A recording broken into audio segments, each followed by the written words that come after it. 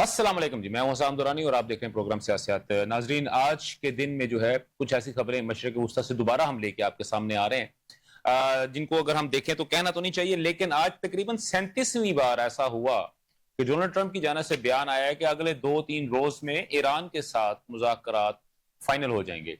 اب یہ 37ویں بار میں عذرا تفنن کہہ رہا ہوں، لیکن اگر اس کو چیک کیا جائے تو شاید یہ 40 سے زیادہ بار ہو چکا ہو، یا مائٹ بھی اس سے کم بھی ہو، لیکن اس سے کم یا زیادہ کا حساب کتاب تو ابھی ڈونلڈ ٹرمپ ہی جانے، کیونکہ جتنی سپیڈ سے وہ یو ٹرن لیتے ہیں تو وہ شاید ان سے بڑا دنیا کا گریٹ لیڈر آج تک دنیا میں پیدا نہیں ہوا، کیونکہ ہمیں یہ بتایا گیا تھا کہ جو بڑے لیڈر ہوتے ہیں وہی یو ٹرنز لیتے ہیں، لیکن ڈونلڈ ٹرمپ نے تو تمام کے تمام دنیا کے لیڈرز کا جو ہے اس نے ریکارڈ توڑ دیا ہے۔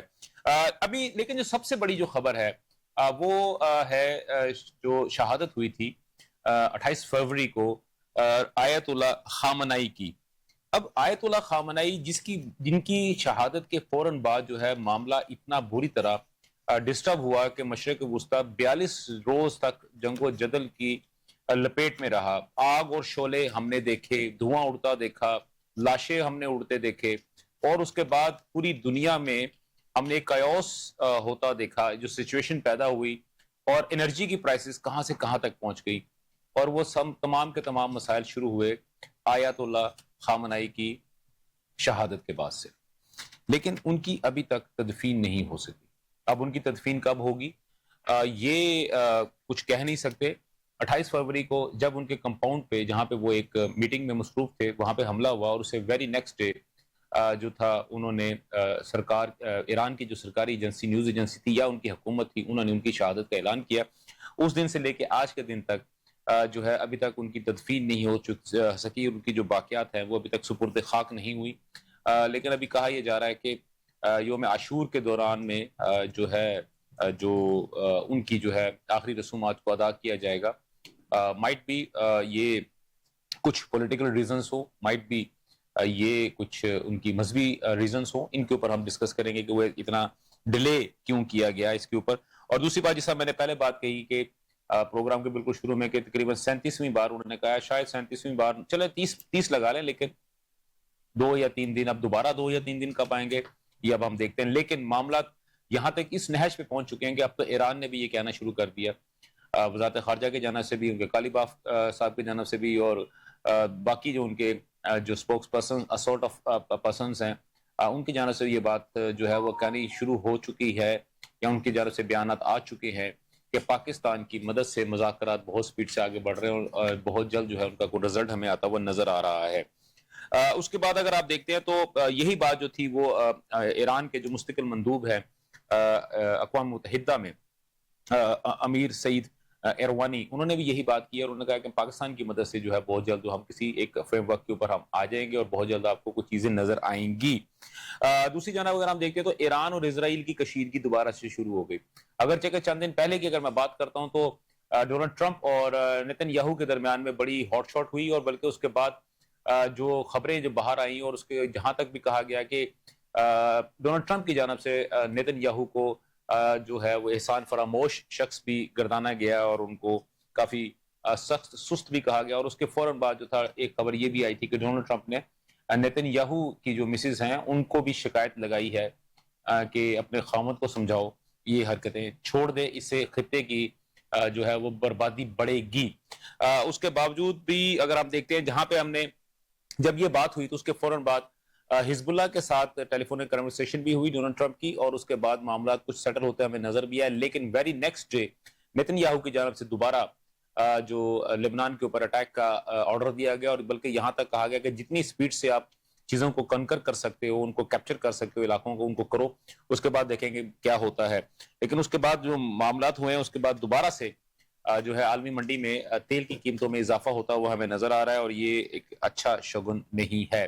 ایران اور اسرائیل کا جو مسائل تھے، آبنائے ہرمز کا آپ کو پتا ہے وہ آپ کے سامنے ہی تھا، لیکن اب جو دوسرا مسئلہ دوسری سائڈ پہ شروع ہو گیا ہے، اس کی وجہ سے معاملات کچھ چینج ہوتے ہوئے ہمیں دوبارہ پرانی نہج پہ جاتے ہوئے نظر آ رہے ہیں۔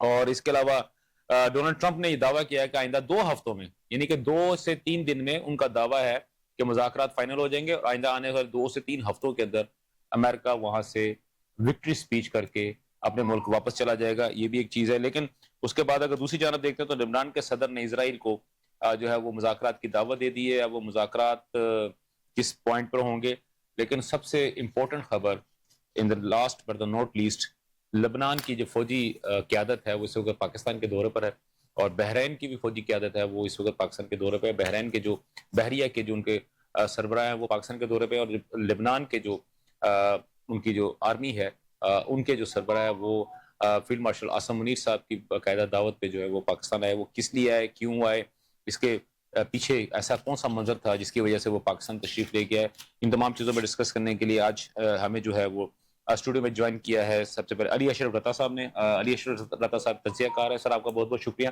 سر، آپ تشریف لے کے آئے. ان کے ساتھ ساتھ ہمارے ساتھ موجود ہیں ڈاکٹر رضوان صفدر صاحب. رضوان صفدر صاحب جو آپ جو انٹرنیشنل ریلیشن شپ کو پڑھاتے بھی ہیں اور اس پہ گہری نگاہ بھی رکھتے ہیں. سر آپ کا بہت بہت شکریہ، آپ اسٹوڈیو میں تشریف لے کے. اور کچھ دیر میں تہران سے آج ہمارے قسمت کہہ لیں، اللہ کرے ہماری قسمت اچھی ہو، اور ڈاکٹر راشد نقوی صاحب جو کہ اس وقت تجزیہ کار ہے، جو کہ تہران میں ایران کے جو ہے اس میں دارالحکومت تہران میں سے موجود ہیں. ہم پوری کوشش کر رہے ہیں کہ ان کے ساتھ ٹیلی فون لائن پہ جو ہے ہمارا ان سے رابطہ ہو جائے، اور اس کے بعد ہم معاملات کو ایرانک جو پروسپیکٹو ہے اس سے بھی ہم دیکھیں گے کہ اس وقت وہاں پہ سچویشن کیا ہے، اور یہ جو تمام تر معاملات اور خاص طور پر ڈونلڈ ٹرمپ کی جانب سے جو بیانات آ رہے ہیں وہ ایران میں کس نظر سے دیکھے جا رہے ہیں، یا ان کو کتنی اپریسیشن مل رہی ہے یا ان کو ریجیکٹ کیا جا رہا ہے.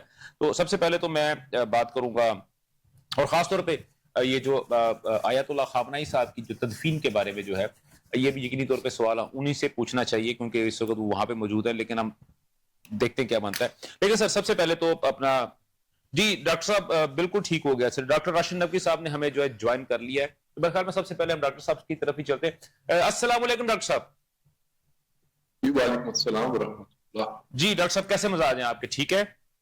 جی بہت شکریہ، نوازش. اچھا ڈاکٹر صاحب سب سے پہلا جو کوشچن جو ہے جو ایک بڑا ایک آلموسٹ پاکستان کے اندر تو سر یقینی طور پہ پوری دنیا کے اندر بھی ہے، لیکن پاکستان کے اندر ایک سمپتھی کو تھوڑی زیادہ ہے، ہم لوگوں کی کچھ سینٹیمنٹس بھی کچھ ایران کے ساتھ کافی زیادہ جڑے ہوئے ہیں.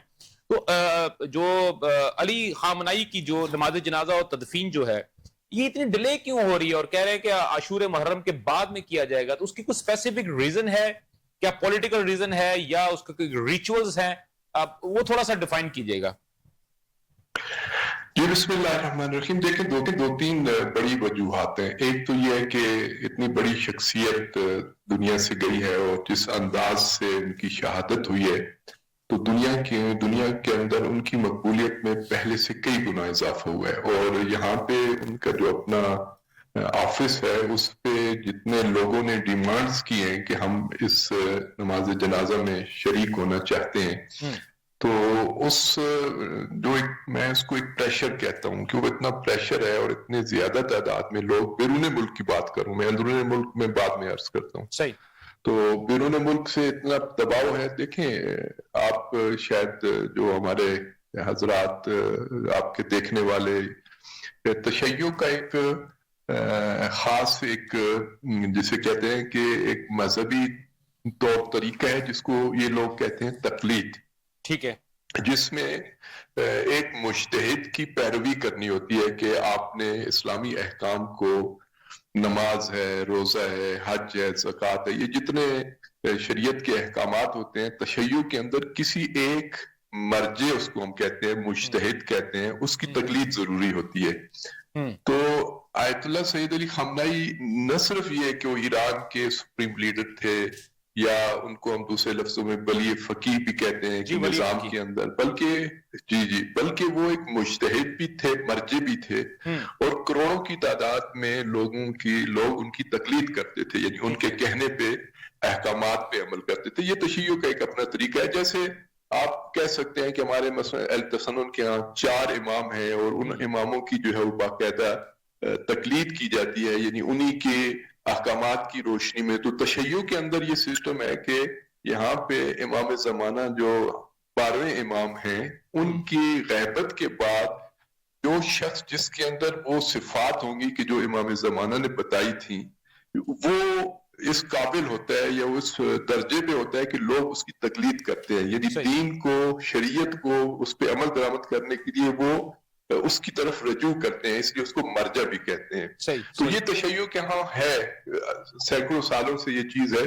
تو چونکہ آیت اللہ سید علی خامنہئی شہید کے کروڑوں مقلدین بیرون ملک بھی تھے، بیرون ایران بھی تھے، صحیح ان کی طرف سے بہت زیادہ دباؤ ہے کہ ہم نے ہر صورت میں اپنے مرجع کے نماز جنازہ میں شرکت کرنی ہے. صحیح تو ایک بڑی وجہ وہ جو ان کے ماننے والے ہیں یا جس کو ہم اصطلاح کہتے ہیں مقلدین ہیں، ان کی طرف سے یہ دباؤ تھا کہ ہم نے ان کی اب جب ظاہر باہر سے آنے کے لیے آپ کو ظاہر زمینی راستے تو ہے نہیں سوائے پاکستان اور افغانستان کے یا عراق کے، باقی تو جتنے دنیا بھر سے لوگ آئے انہیں بائی ایئر آنا پڑے گا. اب بائی ایئر آنے کے لیے جو جنگی صورتحال ہے وہ آپ کے سامنے ہے کہ آج کل ہر روز یہی رسک رہتا ہے کہ کس وقت جو ہے وہ یہ نو فلائنگ زون قرار دیا جائے، کسی وقت حملے ہو سکتے ہیں فلاں فلاں.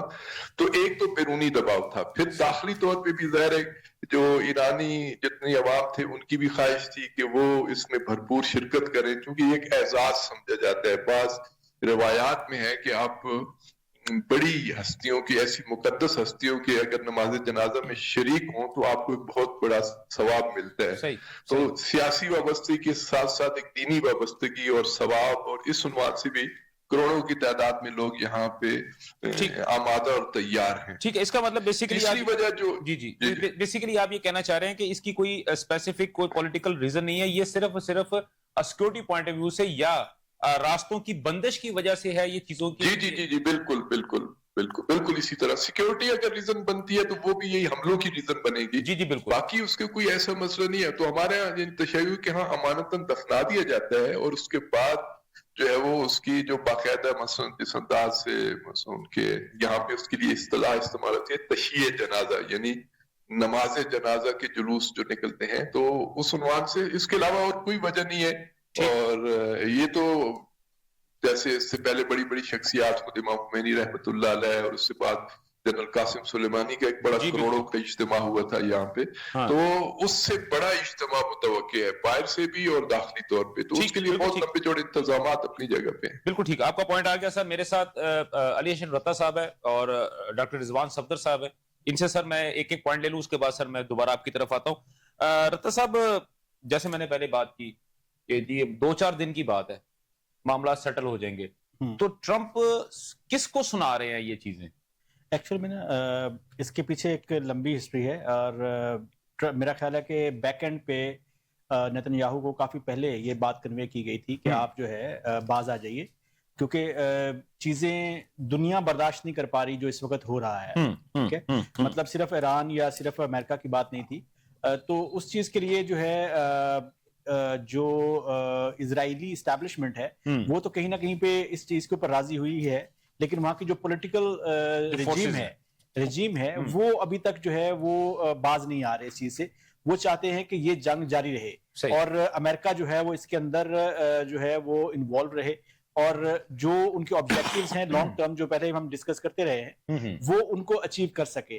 لیکن ابھی جو صورتحال جو ڈیولپ ہوئی ہے، جس طرح سے ایران نے خوبصورتی کے ساتھ اس کا مقابلہ کیا، اور جس طرح سے انہوں نے ایک سپر پاور اور دوسرا جو مڈل ایسٹ کی ایک بڑی پاور ہے اس کو جس طرح سے انہوں نے شکست دی ہے، وہ چیز ان کو ہضم نہیں ہو رہی. تو وہ میرا خیال ہے کہ ابھی ان کو امریکہ ٹھیک طور پر اس چیز کو شناخت کر چکا ہے یا وہ کیلکولیٹ کر چکا ہے کہ یہاں سے ابھی فی الحال واپس جانا ہی بہتر ہے، نہ کہ اس کے اندر سٹے کرنا اور یہاں پہ پھنسے رہنا، کیونکہ پھنسے رہنے سے امریکہ کا بہت نقصان آلریڈی ہو چکا ہے، وہ اور زیادہ لاس نہیں کر سکتا ہے، وہ افورڈ نہیں کر سکے گا.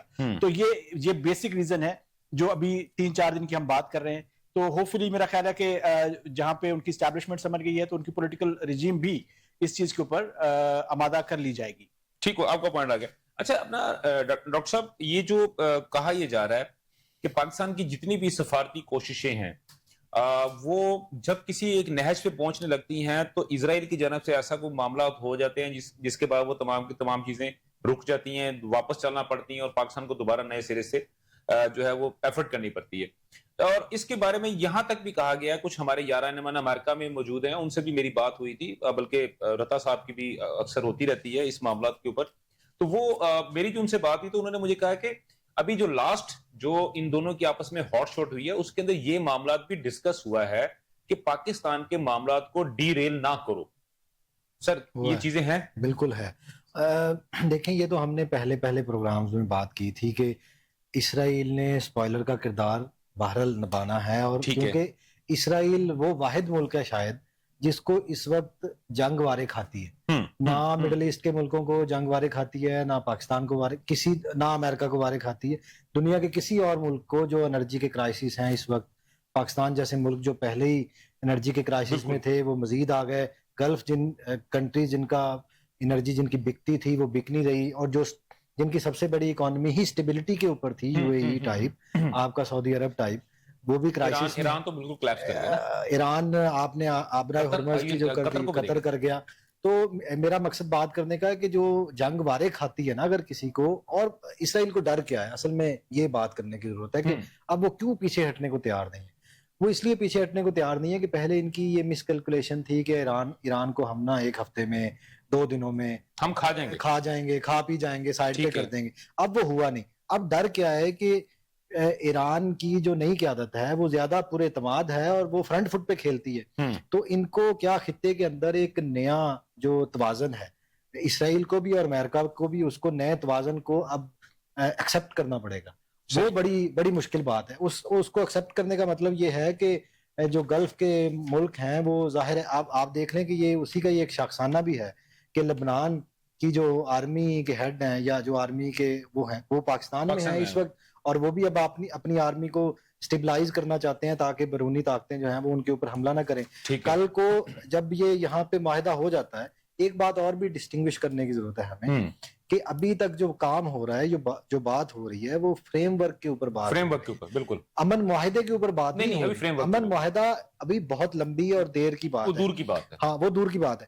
تو جب یہ فریم ورک ہو جاتا ہے اور اس کے بعد امن معاہدہ بھی اللہ کرے ہو جاتا ہے, تو اس کے بعد جو گلف ہے, یہ مشرق وسطیٰ ہے, یہ ایک اس طرح کی شکل میں نہیں رہے گا جس طرح ایک ڈیفرنٹ سیکیورٹی سینیریو بن جائے گا. تو وہ ہضم نہیں ہو رہا اسرائیل کو. ٹھیک, آپ کا پوائنٹ آ گیا.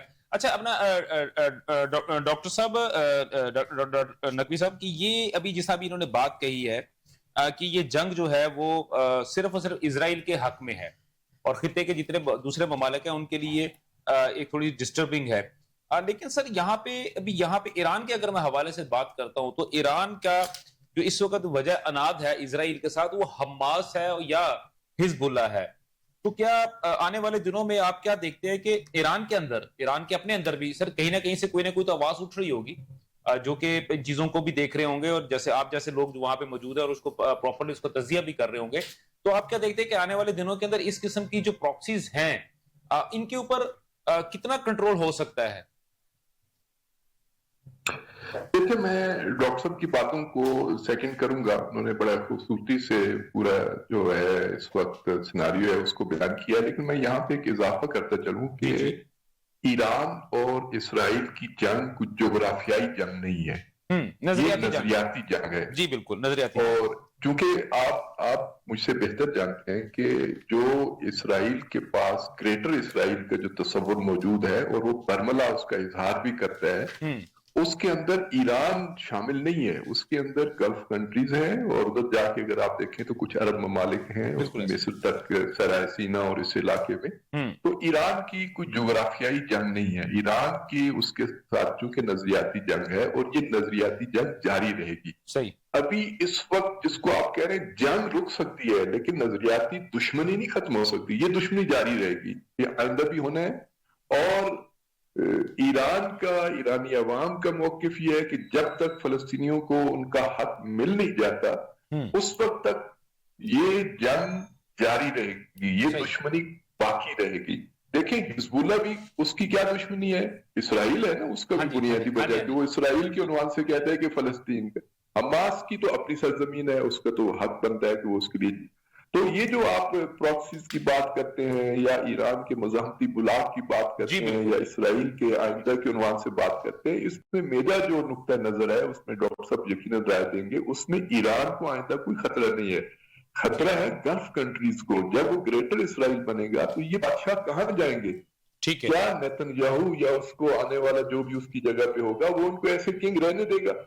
کیا ان مسلمانوں کو کہ جن کے اندر یعنی عرب دنیا کے اندر جتنی اسرائیل سے نفرت ہے، اس نفرت کا وہ انتقام کیسے لے گا؟ ان بادشاہوں کو اس نے پھر اونٹ چرانے پہ مجبور کرنا ہے. یہ جو ابھی بڑے بڑے بنے بیٹھے ہیں نا، یا تو یہ امریکہ فرار کر جائیں گے یا پھر یہ اونٹ لے کے پرانے اپنے آباء و اجداد کی طرح انہی صحراؤں میں جا کے اونٹ چرایا کریں گے.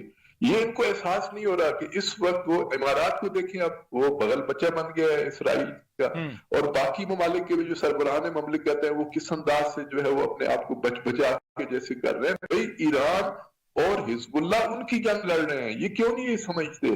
حزب اللہ آج اگر جنگ ختم کر دے تو اس کو کیا پرابلم ہے؟ اپنے علاقے میں رہے گا، خوش و خرم رہیں گے، کیا اس کو کوئی مصیبت نہیں ہے. اس کی جنگ بھی فلسطین کی جنگ ہے. نقوی صاحب دیکھیں، آپ نے بالکل درست بات کہی، لیکن سر بیسیکلی میرا کوسچن یہ تھا کہ پوری دنیا میں اگر ہم دیکھتے ہیں تو ایک سٹیٹ ہے جس کو ہم اسرائیل بولتے ہیں، جس کو ہم کہتے ہیں کہ دہشت گرد سٹیٹ ہے، اور امریکہ اس کو سپورٹ کرتا ہے. اسی طرح اگر دوسری جانب دیکھتے ہیں تو کچھ تنظیمیں ہیں جو کہ دہشت گرد کہلواتی ہیں یا ان کو ڈکلیئر کر دیا گیا ہے، اور حزب اللہ از ون آف دیم، اور اس کو سپورٹ کر رہا ہے ایران. تو میں سر ایک جنرل فینومنا یا ایک سنیریو جو بنتا ہوا نظر آ رہا ہے، میں اس حوالے سے میرا کوسچن تھا کہ ایدر ایران جو ہے کچھ اسے وڈرا کرے گا یا نہیں کرے گا. دیکھیں میں وہی عرض کر رہا ہوں، جی آپ کی بات کو میں نے سمجھ لیا. دیکھیں یہ تو فلسطین کے اندر حماس کو بھی دہشت گرد کہتے ہیں، جن کی اپنی سرزمین ہے. وہ اپنی سرزمین کے لیے اگر پتھروں سے یا مثلا آج کل کسی حد تک مضبوط ہو کے کچھ مقابلہ کر رہے ہیں، یہ تو ان کو بھی دہشت گرد ہے. دہشت گرد تو یہ خود ہیں. اب دنیا بھر کی مصیبت یہی ہے کہ زائنسٹ لابی اتنی مضبوط ہے، وہ میڈیا کے اندر بھی ہے، وہ سیاست کے اندر بھی ہے، وہ جنرل اسمبلی کے اندر بھی ہے، وہ سیکیورٹی کونسل کے اندر بھی ہے، وہ ہر سیاسی بڑے فیصلے میں انوالو ہے. اس کی جو بڑی زائنسٹ لابی کا جو ایپک ہے، وہ کیا کیا دنیا بھر کے بارے میں اس کی پلاننگ ہے. تو اس نے تو اپنے ہر مخالف کو دہشت گرد کہنے ہیں، وہ اب حزب اللہ کے نام پہ ہو یا ایران کے نام پہ ہو. آخر کوئی ایک ڈیفینیشن تو طے کرے نا دنیا بھر میں. ٹھیک ہے، کون ہے دہشت گرد؟ بیسیکلی آپ کا پوائنٹ یہ ہے کہ اس کا کوئی ہارڈ اینڈ فاسٹ کوئی ایک یونیورسل ٹروتھ نہیں ہے، کوئی ہارڈ اینڈ فاسٹ اس کا فارمولا نہیں ہے جس کا جہاں پہ دل کرے گا اپنا ہیرو اس کا ہیرو ہوگا، دوسرے کے لیے ولن ہوگا، اور دوسرے کا ہیرو ہمیشہ اس کے لیے ولن ہوگا. ٹھیک ہوگا سر، آپ کا پوائنٹ آ گیا. رتا صاحب، یہ ان چیزوں کو خیر سر یہ تو ساتھ کے ساتھ چلتی رہے گی. ہم نے اس پر ڈسکشن بھی ہماری پہلے بھی ہو چکی تھی، اب ذرا تھوڑا سنیری تھوڑا ڈفرنٹ ہوا، چیزیں پوائنٹس تو وہی ہیں. لیکن ایران کا اب اس دوران میں اگر میں دیکھتا ہوں تو ایران انڈیا کی جانب اس کا جو انکلائنٹ تھا، وہ اگین دوبارہ اس نے چاہ بہا کا معاملہ آپ کے سامنے ہوا. وہاں سے وہاں سے جو جاسوس وہاں سے پکڑے گئے یا جو نقصان ایران کو انٹرنلی چاہ بہا کی بیس کو یوز کر کے کیا گیا، اور اس کے بعد امریکہ کے کہنے پر یا اس کی دھمکی پر اسے پابندی جب لگائی ہے تب انڈیا وہاں سے نکلا. لیکن اب ایران جو ہے دوبارہ انڈیا کو کہہ رہا ہے کہ آؤ آگے دوبارہ چاہ بہا کو سنبھال لو. ایک پوائنٹ یہ. دوسری بات سر یہ ہے کہ پاکستان کو ایران جو ہے، کیا آپ سمجھتے ہیں کہ آنے والے دنوں میں ساتھ لے کے چلے گا یا وقتی طور پہ ابھی استعمال کرے گا، اس کے بعد دوبارہ پھر انڈیا اور دوسرے ممالک کی طرف دیکھے گا؟ اچھا، اس میں نا ابھی ہم ڈسکس کر رہے ہیں تو یہ والا پوائنٹ جو ہے میں بتانا چاہ رہا تھا آپ کو کہ ایکچوئل میں جہاں پہ ابھی امریکہ کا انٹرسٹ ہے یا اسرائیل کا انٹرسٹ ہے، وہیں پہ ایک اور ملک ہے جس کا سب سے زیادہ انٹرسٹ ہے اس وار کو کنٹینیو ہونے میں، اور وہ انڈیا ہے. انڈیا اس وقت جو ہے آپ کو پتا ہے کہ امریکہ کے بعد جو سب سے زیادہ ویپنز سیل کر رہا ہے، جو اس کے ڈرون سیل کر رہا ہے، وہ اسرائیل کو سیل کر رہا ہے. اس کی کمپنیاں جو ہیں وہ اسرائیل کے بہاف پہ وہاں پہ پروڈکشن کر رہی ہیں. اگر یہ جنگ کنٹینیو رہتی ہے تو انڈیا کو اس کا بہت فائدہ ہو رہا ہے اکنامکلی. دوسری سائڈ پہ اس کو جو لاسز ہیں وہ اس میں کور کرے گا. تو جہاں تک رہ گئی بات جو پاکستان اور ایران کے ریلیشنز اور جو انڈیا کے، یہ ایکچوئل میں ٹوٹلی ڈیپینڈ کرتا ہے جو اگریمنٹ، جو فریم ورک طے ہوگا یو ایس کے ساتھ. ٹھیک ہے، اگر یو ایس کے ساتھ یہ فریم ورک جو ہے ان شرائط پہ ہو جاتا ہے جن پہ ایران چاہ رہا ہے، تو پھر تو پاکستان اور ایران کے جو ریلیشنز ہیں وہ بہت سٹرونگ ہوں گے. ٹھیک ہے، اور اگر ان ٹرمز پہ وہ نہیں آتے ہیں، لیٹس سپوز اس فریم ورک پہ نہیں آتے ہیں، جو انٹرنیشنلی ایران کے جو ایسٹس ہیں وہ ابھی جیسے امریکہ نے پچھلے دنوں بیان دیا تھا کہ وہ شاید جو اس کے کیا کہتے ہیں سیز فائر جو ہیں، اس کے ایسٹس جو ہیں وہ گلف کنٹریز کو ٹرانسفر کر دے گا تاکہ جو ان کا لاس ہوا ہے وار کے اندر وہ پورا کر لے. ٹھیک ہے، کوئی اس طرح کی چیز ہوتی ہے تو پھر شاید یہ چیزیں ہونی مشکل ہو جائیں گی. لیکن اگر وہ چیزیں ایران کو واپس ملتی ہیں اور ایران جو ہے اسٹریٹجیکلی جو ہے وہ مضبوط ہوتا ہے اور پاکستان کو کہیں نہ کہیں پہ جو پائپ لائن ہے اس کی وہ کنٹینیو کرنے کے لیے جو ہے وہ اجازت مل جاتی ہے تو میرا خیال ہے کہ یہ پاکستان اور ایران دونوں کے لیے یہ ایک بہت ہی اسٹرانگ ٹائز بلڈ کرنے کا ٹائم ہوگا. ٹھیک ہو آپ کا یہ پوائنٹ بالکل ٹھیک ہو. اچھا ابھی جیسا ڈاکٹر صاحب بات کی رتا صاحب نے بات کی اور یہ ریلیشن شپ کے اوپر خاص طور پہ انہوں نے کہ بھارت جو ہے وہ نہیں چاہتا کہ جنگ رکے, تو ابھی اگر دیکھیں تو قطر نے بھی تو سر ویسی حرکت کی ہے. اب جب یہ یہاں سے گئے تھے اپنا ایران کا جو مندوب گیا تھا خاص طور پہ ان کا جو وہاں پہ حملہ ہو گیا جی, اور ان کے جو اپنا گورنر جو تھے ان کے اسٹیٹ ان کا جو اسٹیٹ بینک کے جو ہیڈ ہیں وہ گئے اور انہوں نے وہاں پہ باقاعدہ طور پہ کہا ہم آپ کو اتنے ارب ڈالر ہم آپ کو دے دیتے ہیں, آپ جو مذاکرات ہیں پاکستان میں نہیں ہوں گے یہ آپ ہمارے پاس آ کے کریں گے. تو بیسیکلی پاکستان کو مذاکرات سے باہر نکالنے کے لیے ایک ان کا ایک پلاننگ تھی. اب اس کے اندر کون شامل ہے؟ امریکہ تو نہیں چاہے گا تو obviously تو پھر اسرائیل ہے اور انڈیا ہے, کیونکہ انڈیا نے اپنا پورا زور لگا کے دیکھ لیا ہے. تو یہ جو دوسرے گلف کنٹریز ہیں, میرا خیال ہے I would beg to disagree کہ انڈیا کو کوئی فائدہ ہو رہا ہے, کیونکہ انڈیا کے آپ نیوز چینلز پہ دیکھیں انڈیا کے دوستوں سے بات ہوتی ہے, وہاں پہ بھی انرجی کرائسس بہت زیادہ ہے اور مودی سرکار کو گالیاں پڑ رہی ہیں. تو جو انرجی کرائسس ہے نا, تو دنیا چلتی ہے انرجی کے اوپر, جو انرجی کرائسس ہے نا اس نے انڈیا کی بھی چیخیں نکلوا دی ہیں. اور میرا نہیں خیال کہ ہاں وہ بعد میں دیکھیں گے. اور دیکھیں ریلیشن شپ جو ہیں وہ ہمیشہ ایک طرح کے نہیں رہتے. ابھی مجھے یاد ہے کوئی 5 سال پچھلے ٹنیور میں ٹرمپ کا اور مودی کا اتنا برومانس تھا, تو ایک ہی کپ میں دونوں چائے پیتے تھے, ہودی مودی ہو رہا تھا وہاں پہ, اور یہ مودی صاحب اس کی کیمپین کرنے امریکہ گئے ہوئے تھے. آج وہ آپس میں بات کرنے کو تیار نہیں. ایون ہندوستان کے بہت سارے شہروں کے اندر ڈونلڈ ٹرمپ کے مندر بنائے گئے اور ان کی مورتیاں رکھی گئی, ان کو باقاعدہ طور پر ان کی پوجا کی گئی. تو آج دیکھ لیں کہ آج اس کو ایک دوسرے کے ساتھ بات کرنے کو تیار نہیں ہے. جہاں پہ ٹرمپ بلاتا ہے وہاں مودی نہیں جاتا, جہاں مودی جاتا ہے وہاں پہ ٹرمپ نہیں جاتا. تو میرا خیال ہے کہ پوسٹ فریم ورک ایک بہرحال سامنے آئے گی بات کے فریم ورک میں کیا باتیں ہوئی ہیں. لیکن میرا خیال ہے کہ ایک جو پیسفل دنیا ہے اس کے اندر سارے ملکوں کے لیے کوئی نہ کوئی چانس ہے. جنگ والی دنیا میں کسی کے لیے. اچھا وہ سر وہ جو پوائنٹ میں نے آپ سے جو کوشچن پوچھا تھا کہ قطر جو ہے وہ کیوں چاہتا ہے کہ پاکستان مذاکرات جو ہے وہ اسلام آباد سے نکل کے تو ہمارے پاس آ جائے؟ دیکھیں اس کے پیچھے ایک ہسٹری ہے اور ایک لیگیسی بھی ہے. قطر کی اگر بات کریں تو قطر نے دنیا کے جو بہت بڑے بڑے مذاکرات ہیں ان کو ہوسٹ کیا ہے. when you talk about Soviet and Afghanistan and then you talk about America and Afghanistan, Taliban, تو وہ قطر کرتا رہا ہے. تو میرا خیال ہے اس کو شاید چدراہٹ بھی ہو سکتی ہے. اور پاکستان کے ساتھ قطر کا سچ مطلب یو اے کی تو سمجھ آتی ہے لیکن سمجھ نہیں آتی قطر کا اگر کوئی اسٹریٹجک اس میں کوئی فائدہ ہے کہ نہیں ہے. یا ہو سکتا ہے یہ ہو سکتا ہے کہ قطر اس کو اپنے مطابق مولڈ کرنا چاہتا ہو جس کو پاکستان. یہی کویسچن میں نقوی صاحب کی طرف لے کے جاتا ہوں. جی نقوی صاحب اسی پوائنٹ کے اوپر سر آپ کی طرف سے سر کچھ الفاظ آپ کیا سمجھتے ہیں سر, آپ کا تجزیہ کیا کہتے ہیں سر؟ میں پہلے ایک اور جو آپ ڈسکشن کر رہے تھے میں تھوڑا سا اس میں اگر اجازت دے تو ایران انڈیا تعلقات کے عنوان سے یہاں پہ بھی عوام کے اندر انڈیا کے خلاف بڑی شدید نفرت ہے, اور اس شدید نفرت کی بہت ساری وجوہات ہیں. بالخصوص جب مودی جی جو ہیں وہ جنگ سے 2 دن پہلے 1 دن پہلے وہاں پہ تھے, تیل ابیب میں تھے, اور انہوں نے وہاں پہ جس انداز سے ان کے ساتھ پیار کی پینگیں بڑھائیں وہ ایک خبر یہاں پہ آ رہی تھی. اور اسرائیل کو انہوں نے فادر لینڈ کو جی اور اس سے بڑھ کے پھر ان کا ایک شپ جو وہاں پہ انڈیا میں ایک ایکسرسائز میں شریک ہو کے واپس آ رہا تھا, اس میں 180 یعنی نوجوان کیڈٹس جو شہید ہوئے اور جس انداز سے شہید ہوئے, اور ان کی جو یہاں پہ جنازے جب آئے اور جس انداز سے ان کو پورے ملک میں دفنایا گیا, مختلف جگہوں سے تھے, جو ایک شدید نفرت تھی انڈیا کے خلاف. شاید وہ ہم پاکستان میں بھی اتنی نفرت نہیں دیکھتے جتنی ان دنوں میں یہاں پہ تھی. لیکن حکومت کے اندر جو ایک جسے آپ کہہ سکتے ہیں کہ ایک لابی ہم اس کے لیے اصطلاح استعمال کریں کہ وہ کہتی ہے ہمارے پاس پاکستان جتنی آبادی کے مسلمان انڈیا کے اندر موجود ہیں, ہمیں ان کے لیے بھی کچھ نہ کچھ کوئی سافٹ کارنر رکھنے کے لیے حکومت ہند سے کوئی تعلقات رکھنے چاہیے.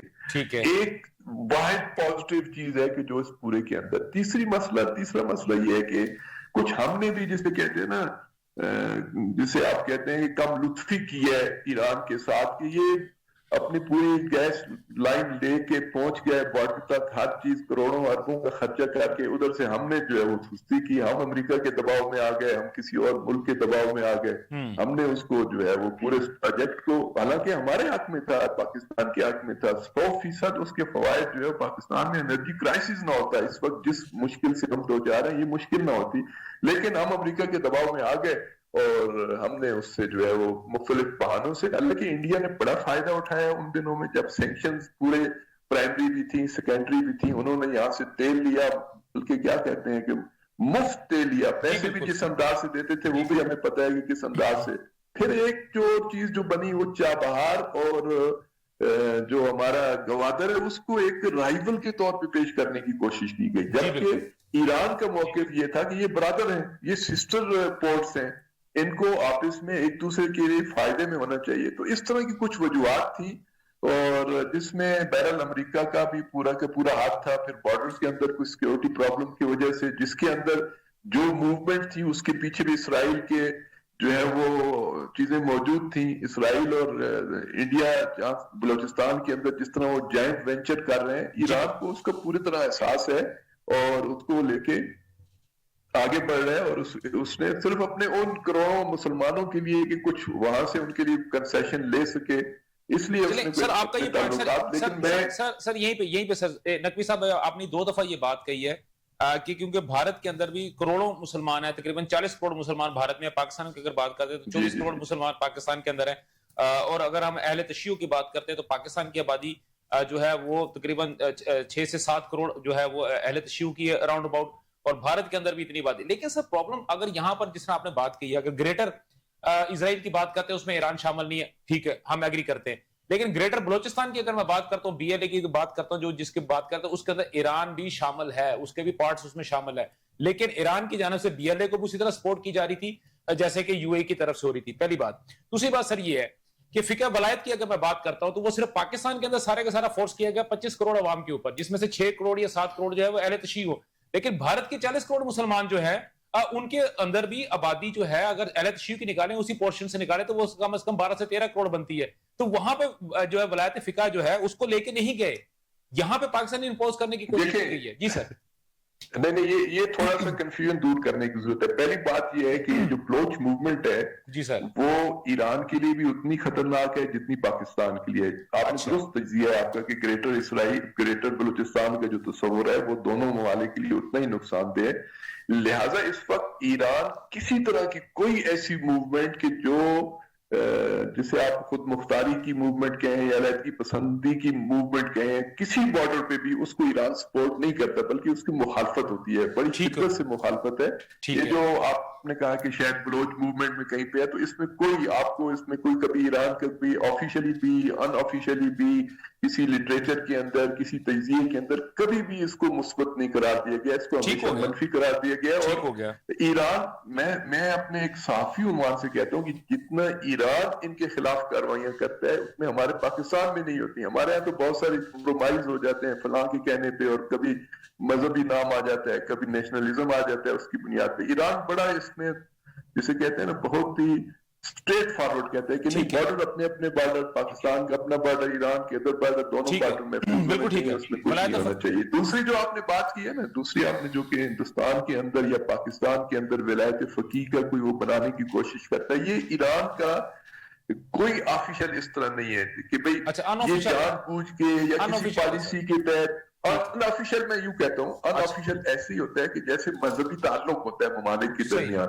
مثلا اگر آپ مختلف مذاہب کے لوگ اگر مختلف مذاہب آپس میں ایک دوسرے سے تعلق رکھتے ہیں، یا مثلا میں ایک مثال دیتا ہوں، اب مثلا ہم پاکستانی جاتے ہیں سعودی عرب میں، ظاہر ہے مکہ و مدینہ شریف میں جاتے ہیں، ہماری وہ ہیں مقدس مقامات ہیں، اب اس کو کوئی اس طرح پیش کرنا شروع کر دے جی وہاں پہ سعودی عرب لوگوں کو پکڑ کے جو ہے وہ وہابی اسلام جو ہے وہ ہمارے دماغوں میں ٹھونستا ہے اور یہ کرتا ہے وہ کرتا ہے، تو وہ ایک پروپیگنڈا ہوگا۔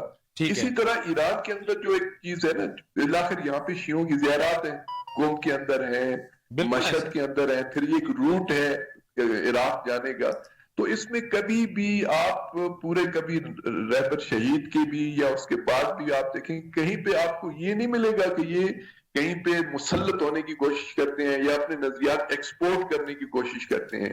لیکن یہ بات جینوئن ضرور ہے کہ ایک چیز جب اوپن مارکیٹ میں ہوتی ہے، جس کو جو چیز پسند کرتی ہے اس کی طرف اس کا رجحان ہوتا ہے. بالکل ٹھیک. اگر تکفیری اسلام کی طرف اگر پاکستان کے اندر کوئی گروہ جو ہے اس طرف جاتا ہے تو اس کے پیچھے آپ نہیں کہہ سکتے کہ فلاں ملک نے ان کو تکفیری بنایا ہے. ٹھیک ہے. اگر پاکستان کے اندر سنی شیعہ مسلمانوں کے اندر اگر ایران کے ساتھ ولایت فقیہ کے ساتھ اگر کوئی ہمدردی کا جذبہ ہے تو اس کو آپ ایران کے کھاتے میں نہیں ڈال سکتے. ہاں اس کو آپ نظریاتی طور پہ کہہ سکتے ہیں کہ ایک نظریہ ہے جو پوری دنیا میں پیدا ہوا ہے. آپ کا پوائنٹ اس کے انگریز یورپ کے اندر بھی اس کے اثرات ہیں. یعنی آپ اگر ولایت فقیہ کی بات کرتے ہیں تو یورپ کے اندر بھی، امریکہ کے اندر بھی، افریقہ کے اندر بھی ہیں. ایگری کرتا ہوں، بالکل ایگری کرتا ہوں. آپ کا پوائنٹ بالکل درست ہے کہ پوری دنیا کے اندر پھیلے ہوئے جتنے بھی اہل تشیع جو ہے ہمارے احباب ہیں وہ انکلائن ٹورڈز، ٹھیک ہے، ان کے اپنے ایک ریچولز ہیں، لہٰذا وہ اس کو کرتے ہیں. لیکن بھارت میں جو تھا، میرا پوائنٹ ابھی بھی وہیں پر ہے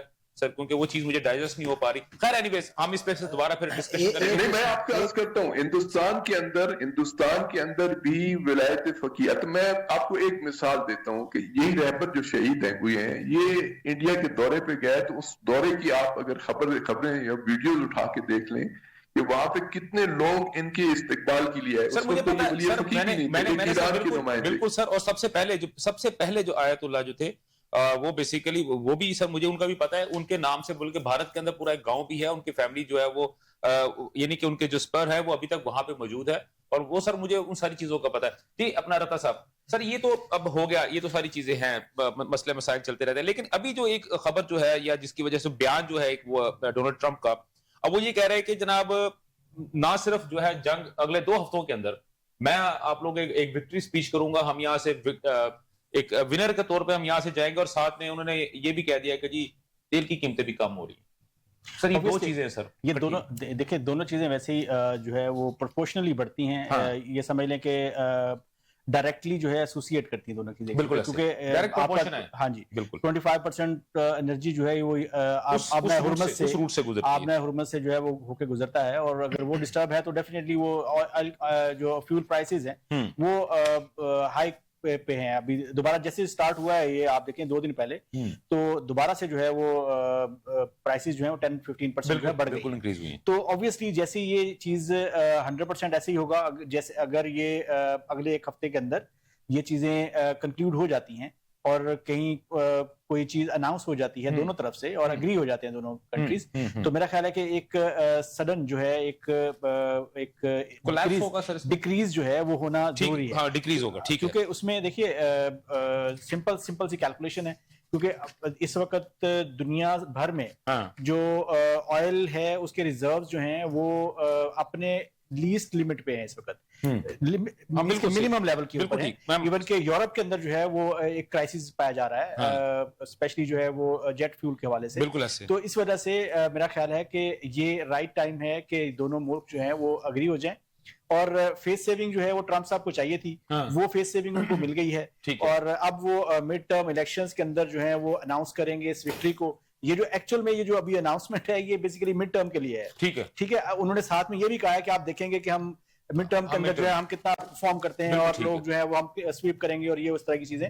تو یہ بیسیکلی اسی چیز سے ریلیٹ کرنا چاہ رہے تھے پہلے. اب میرے خیال میں ان کو چیزیں نظر آ رہی ہیں تو اب یہ چیزیں جو ہیں وہ کنکلیوڈ ہو جائیں گی اور یعنی کہ آپ نتیجے پہ پہنچ جائیں بیسیکلی. اور دوسری بات سر یہ بھی تھی کہ درمیان میں جو تھا وہ یہ بھی کہا جا رہا تھا کچھ کہ کیونکہ جو ہے وہ ذی الحج کا مہینہ شروع ہو گیا تھا اور وہ یہ حج کے دن ہے، تو اس معاملے میں بھی چیزیں کچھ تھوڑی بہت ڈاؤن ہوئی ہیں، یعنی کہ رک گئی ہیں کہ جیسے ہی حج کا سیزن ختم ہوگا جو جتنے بھی حجاج کرام جو ہے وہ اس وقت سعودی عرب میں موجود ہیں وہ جیسے اپنے علاقوں کو واپس جانا شروع کر دیں گے، ایئر ٹریفک بھی کم ہو جائے گی، تو آٹومیٹکلی اس کے بعد چیزیں کچھ سیدھی پدری ہاں وہ بھی ایک بڑا فیکٹر ہے نو ڈاؤٹ. لیکن آپ دیکھیں کہ صرف حج کے علاوہ آپ دیکھیں کہ جو فلائٹ موومنٹ ہے اوور آل پوری دنیا کے اندر وہ ڈیلی بیسس کے اوپر اتنی ہوتی ہیں جتنی ہماری حج آپریشنز کے اندر ہوتی ہیں. بالکل ایسے. تو اس میں میرا خیال میں کوئی اتنا بڑا فیکٹر نہیں، فیکٹر تو ہوگا کافی بڑا ہے اسپیسیفکلی نا، ہاں اس ریجن کے لیے ہو سکتا ہے. آپ درست کہہ رہے ہیں، میں اس ریجن کی بات ہاں. لیکن اوور آل جو ہے یہ گڈ نیوز ہے اور مڈ ٹرم کلوز بھی آ گئے ہیں تو ٹرمپ صاحب نے یہ اناؤنس کر دیا ہے، اچھی بات ہے. اللہ کرے اس میں اب یہ 37ویں بار جیسے میں بار بار کہہ رہا ہوں یہ 38ویں بار نہ ہو جائے ہو جائے. اچھا سر, لبنان سر اس نے تو اسرائیل کے ساتھ جو ہے وہ معاملہ طے کرنے کی آفر کر دی ہے. اس نے کہا کہ ہم بیٹھتے ہیں, ہم آپ بیٹھ کے اپنے معاملہ طے کرتے ہیں, اور اس نے کہا کہ یہ اب لڑائی سے کچھ نہیں ہوگا, ہم صرف بات چیت سے ہی یہ معاملات حل ہوں گے. جیسا ہم نے پہلے بات کی ہے, آپ نے بھی بات کی ہے کہ پوری دنیا جو ہے وہ ایک پیسفل ورلڈ چاہتی ہے, یعنی کہ جتنے بھی ممالک, اور وار افیکٹڈ ورلڈ جو ہے وہ ان کو کسی کو بارے نہیں کھاتی. تو یہ جو جوزف اون نے جو بات کہی ہے, جو لبنان کے صدر ہے, اس کو آپ کس پرائے میں دیکھتے ہیں؟ حزب اللہ, لبنان, حزب اللہ ایک الگ اینٹی ہے, لبنان ایک الگ اینٹی ہے, امریکہ, اسرائیل. سر میرا خیال ہے یہ پہلی بار نہیں ہو رہا. جو حزب اللہ ہے اس کو لبنان کی جو پولیٹیکل گورنمنٹ ہے وہ اس طرح سے کبھی بھی اس نے حزب اللہ کے حملوں کو کبھی بھی سپورٹ نہیں کیا. وہ حزب اللہ کو یہی کہتے رہے ہیں کہ آپ ایران کی جنگ ہمارے ملک میں نہ لے کے آئیں, تو یہاں پہ نہ لڑیں, اور وہ یہی سمجھتے ہیں کہ یہ اس کی ایران کی پراکسی ہے اور اس نے ہمارے ملک میں بھی آگ لگائی ہے. اور دوسرا یہ تھنکنگ ہے, اور مطلب وہ ٹھیک ہے غلط ہے اس کے ظاہر ہے, یہ ایک الگ بات ہے, یہ الگ بات ہے. دوسرا یہ ہے کہ دیکھیں اسرائیل کا اور لبنان کا مقابلہ کیا ہے, تو ان کے پاس آپشن کیا ہے. لبنان یہ کہے گا کہ آئیں لڑ لیں ہمارے ساتھ, وہ تو یہی کہے گا نا کہ آئیں ہمارے ساتھ بات کر لیں, مہربانی کریں, ہمارے اوپر حملہ نہ کریں. اور یہ اسی کی میں دوبارہ کہوں گا, آپ شاید اس پہ مزید بات کریں گے, کہ لبنان کو اب یہ سمجھ آ گئی ہے کہ ہم کتنی دیر مار کھائیں گے. اب کھا لی ہے مار, کیا 5 سال بعد, 10 سال بعد, 2 سال بعد پھر مار کھائیں گے؟ نہیں, ہمیں اپنی ملٹری کو اسٹرانگ کرنا پڑے گا. اسی وجہ سے وہ پاکستان ہے. ٹھیک ہے جی, ٹھیک ہے. اچھا نقوی صاحب, یہ جو ابھی یہ جو ایک جو سینیریو چینج ہوتا ہوا ہمیں نظر آ رہا ہے, پورے کا پورا ایک گرافک نہیں, سوری, اس کو وہ اس نہیں ہوگا, ہاں آپ یہ کہ کینوس ایک بہت عجیب سا ڈفرنٹ سا ہمارے سامنے آ گیا ہے کہ پاکستان جو ہے وہ ملٹریلی پوائنٹ آف ویو سے کافی امپورٹنٹ ہوتا ہوا آپ کو دیکھ رہے ہیں, ہم لوگ اس کو دیکھ رہے ہیں. اور لبنان کے جو, جیسے میں نے بات کی اور ابھی ڈاکٹر صاحب نے بھی بات کہی ہے, کہ یہ پاکستان کے پاس وہ آئے ہیں, اور جو ہے وہ فیلڈ مارشل عاصم منیر صاحب کے ساتھ ان کی باقاعدہ میٹنگ ہوئی ہے, اور ان کو نہ صرف ان کی میٹنگ ہوئی ہے بلکہ جاتے جاتے ہم نے اپنا مہمانداری بھی پوری کی ہے, میزبانی کا ہم نے حق ادا کیا ہے, اور ہم نے ان کو جو ہے نشان امتیاز ملٹری حلال جرت بھی ہم نے ان کو دیا ہے. سر یہ یعنی کہ تو آپ کیا دیکھتے ہیں سر کہ آنے والے دنوں میں, جس طرح بھی آپ نے پہلے بات کہی ہے کہ لڑائی جو ہے ایران کی نہیں ہے, یا آگے آنے والی جو لڑائی ہوگی اس کے اندر ایران کا کوئی تعلق نہیں ہوگا, اور یہ مشرق وسطیٰ کے دیگر جو عرب ممالک ہیں ان کے ساتھ پرابلم ہوگی, تو کیا سر اس کی تیاری کے لیے جو ہے وہ یہ کچھ ہو رہا ہے, یا معاملات کچھ ہو رہا ہے؟ سر دیکھیں, لبنان کی سیاست کو سمجھنے کے لیے تھوڑا سا آپ کو ان کے جو حکومتی سٹرکچر ہے نا اس کو دیکھنا پڑے گا. وہاں پہ جو حکومتی نظام ہے اس کے مطابق پریزیڈنٹ ہر صورت میں کرسچین ہونا چاہیے. جی بالکل, چاہے اس کی مقبولیت ہو نہ ہو, پارلیمنٹ کہے یا نہ کہے, اس نے پریزیڈنٹ جو ہے وہ آنا ہے کرسچین نے. پرائم منسٹر اہل سنت کی طرف سے ہوگا, اسپیکر شیعت کی طرف سے ہوگا. اب یہ کمبینیشن ہے وہاں پہ. اب اس کمبینیشن کے اندر آپ دیکھیں تو لبنان اتنی کمزور حکومت ہے, اگر آپ اس کا ڈیٹا اٹھا کے دیکھ لیں کہ اس کے روزمرہ کے اخراجات بھی باہر سے پورے ہوتے ہیں, اور اس کے اندر کوئی کہیں پہ کوئی ایسی اپنے صلاحیتوں پہ یا اپنے وسائل پہ بھروسہ کر کے کوئی حکومت چلانے کا کوئی, ان کا جو وزیر خزانہ ہوتا ہے لبنان کا وہ ڈائریکٹ امریکہ سے 100%, یعنی پچھلی حکومت میں وہ نام نہ لوں تو بہتر ہے کہ لبنان کی پوری حکومت نے, پوری پارلیمنٹ نے زور لگا دیا کہ اس وزیر خزانہ کو ہٹا دیں. امریکہ نے کہا نہیں, اس کو نہیں ہٹانا, تو نہیں ہٹا سکے وہ. اب وہ بڑے اس سے بھی بڑے عہدے پہ آ چکے ہیں. تو لہذا لبنان کو اگر حکومت کے عنوان سے دیکھتے ہیں تو وہ تو کبھی بھی نہ وہ جنگ چاہتے ہیں, نہ وہ تو اشاروں پہ چلیں گے جو بات کہیں گے. مسئلہ یہ ہے کہ لبنان کا, کہ لبنان کے اندر تو اسرائیل آ کے قابض ہو جاتا ہے. یعنی یہ نہیں ہے کہ وہ بارڈر پہ حزب اللہ ان کو کچھ تنگ کرتی ہے یا حملے کرتی ہے تو اس کے جواب میں جو ہے وہ حملہ آور ہوتے ہیں. نہیں, یہ برعکس ہے. وہ تو یہاں پہ قابض تھا. یہ تو 2000 میں حزب اللہ نے بڑی قربانیاں دے کے اس کو نکالا ہے یہاں سے اسرائیل کو. اسی طرح جو ہے وہ بعد میں 33 روزہ ایک جنگ ہوئی, اس کے اندر بھی حزب اللہ نے بڑی مشکل سے جسے آپ کہتے ہیں اپنا دفاع کیا, ورنہ جیسے ابھی صورتحال ہے نا, ابھی دیکھیں ارد گرد کے سارے دیہات اس نے اپنے قبضے میں لے جی لیے. بالکل بالکل بیروت تک وہ پہنچ چکا ہے. زاہیہ پہ اس نے جو حملہ کیا ہے تو وہ بیروت پہ حملہ ہے. تو وہ بنیادی طور پہ لبنان کو اپنا ایک پہلے مرحلے میں اس گریٹر اسرائیل کے ایک مرحلے کے طور پہ ایک فرنٹ لائن کو, اپنے بارڈر کی فرنٹ لائن کو نارتھ فلسطین سے لے کے پورے لبنان تک لے کے آنا چاہتا ہے. اور اس کے بعد اس نے شام, اس کے بعد یہ جو پورا آپ کا جو جولان ہائٹس ہے اور اس کے ساتھ جو نیچے والا سیریا کا علاقہ ہے, پھر اس کے ساتھ عراق تک آئے گا. عراق کے بعد آپ دیکھیں گے تو یہ تو اس نے آگے بڑھنا ہے. یہ تو یہ سمجھ نہیں آ رہی, وہ یہ سمجھ رہے ہیں کہ بڑا شریف بچہ ہے اسرائیل, بڑا اچھا بچہ ہے, اس کو آپ جو ہے وہ جب مذاکرات میں آپ بیٹھیں گے وہ آپ کی بات مان لے گا اور کہے گا جی میں واپس جا رہا ہوں. وہ آیا ہی لبنان پر قبضے کے لیے. دوسری بات جو آپ پاکستان کے عنوان سے دیکھیں, میں وہی بات کر لوں جو آپ نے پاکستان کے عنوان سے کیا ہے. وہ دیکھیں اس وقت لبنان اور اسرائیل کے درمیان, اسرائیل تو نہیں کہنا چاہیے, وہ تو حکومت نہیں ہے, مقبوضہ فلسطین کہنا چاہیے ہمیں. مقبوضہ فلسطین اور لبنان کے درمیان جو بارڈر ہے اس پہ انٹرنیشنل یونائٹڈ نیشن کی فورسز موجود تھیں جن کو انہوں نے مار ڈال کے وہ ختم کر دیا تھا. لبنان کی فورس نے ان کی مدد کی. وہ تو حزب اللہ روکے رکھتی تھی تو یہ ڈال کے مارے نہیں آتے تھے, ورنہ نہ انٹرنیشنل, کون سا انٹرنیشنل قانون جو ہے وہ اسرائیل نے مانا ہے, فلسطین میں نہیں مانا ہے. وہ ایک بات ہے. لبنان کے عنوان سے کتنے بڑے بڑے فیصلے ہو چکے ہیں, کتنے بڑی اہم جو ہے انٹرنیشنل لاز کے اور انٹرنیشنل اداروں کے اندر یہ باتیں ہو چکی ہیں, لیکن اسرائیل کہتا ہے میں نہیں مانتا, اس نے تو قبضہ کرنا ہے. تو یہ جو چیف آف آرمی سٹاف ان کے پاکستان میں آئے ہیں, مجھے تو بالکل نہیں سمجھ آتی کہ وہ کیا لینے کے لیے آئے ہیں. ان کی تو اپنی وہاں پہ یہ ہے کہ وہ جسے کہتے ہیں اپنے اس کسی اسلحے کے اندر, بندوق کے اندر گولی ڈالنے کے لیے بھی انہیں امریکہ سے جو ہے وہ اجازت لینی پڑتی ہے. تو سر اس کا مطلب ہے پاکستان نقوی صاحب قطع کلامی ہوا, اس کا مطلب یہ ہوا کہ آپ کے اس کہنے کے مطابق اگر آرمی چیف جو ہے لبنان کے اگر پاکستان میں کے دورے پہ آئے ہیں تو وہ بھی امریکہ کے کہنے کے اوپر ہی آئے ہیں. دیکھیں پاکستان کو شاید کوئی رول دینے کے موڈ میں ہو, یعنی یہ امریکہ کی خواہش ہو یا ایران بھی اس کے پیچھے ہو کہ شاید پاکستان کوئی ایک ایسا رول پلے کر جائے جیسے وہاں پہ عالمی امن فورسز موجود ہیں. ممکن ہے پاکستان کی فورس, جیسے ایک بات چل رہی تھی کہ غزہ کے اندر پاکستان کی فوج جانا چاہیے اور وہاں پہ امن کی کوشش کرنی چاہیے. جی غزہ پیس کے عنوان سے, غزہ پیس بورڈ تو بالکل ہی ایک اور فراڈ ہے نا. وہ پیس کیپنگ فورس کی بات ہوئی, صرف پیس کیپنگ فورس کی بات. جی ایک جو کسی حد تک مثبت بات مجھے لگتی ہے کہ پاکستان اگر انوالو ہو سکتا ہے تو وہ اس انداز سے ہو سکتا ہے کہ اس وقت جو باقاعدہ اگر وہاں پہ دوبارہ سیز فائر ہوتا ہے اور بارڈرز کے عنوان سے چیزیں مینشن ہو جاتی ہیں, اور اس بارڈر کو پہلے انٹرنیشنل جو یو این او کی فورس تھی وہ تو نہیں کر سکی.